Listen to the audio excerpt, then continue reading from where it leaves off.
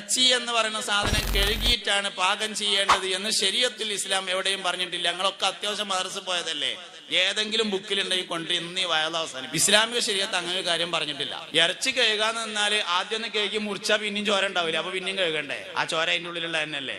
പിന്നെ കഴുകി കഴിഞ്ഞിട്ട് ഒന്നുകൂടി മുറിച്ചാൽ പിന്നെയും ചോര ഉണ്ടാവില്ല, എന്നപ്പോ തീരാ. ഇറച്ചി കഴുകാൻ പറഞ്ഞിട്ടില്ല. പിന്നെ നമ്മളൊന്ന് കഴുകും, അതെന്തിനാ? മനസ്സിന് റാഹത്തിട്ടാന്. അത് വല്ലാതെ ടാങ്കിത്തെ വെള്ളമൊന്നും കളയണ്ട, 1-2 വട്ടം കഴുകുക എന്നുള്ളൂ, കഴുകാം. അതേ സമയത്ത് അതിൽ നിന്ന് ചോര മാത്രം എടുത്തുകൊണ്ട് കുടിക്കാൻ പാടില്ല, അതിന്റെ ഹുക്കുമും. ഇറച്ചിയുടെ കൂടെയുള്ള ചോരയാണെങ്കിൽ ഇറച്ചിന്റെ ഹുക്കുമാണുള്ളത്. ചോര മാത്രം എടുത്ത് കുടിച്ചാൽ അതിന്റെ ഹുക്കുമ മാറി, അതിന് ചോരയുടെ ഹുക്കുമാണുള്ളത്. അപ്പോൾ തന്നെയല്ലേ പറഞ്ഞിട്ടുള്ളൂ, പറഞ്ഞ മാതിരി തന്നെ ചെയ്താൽ മതിയല്ലോ.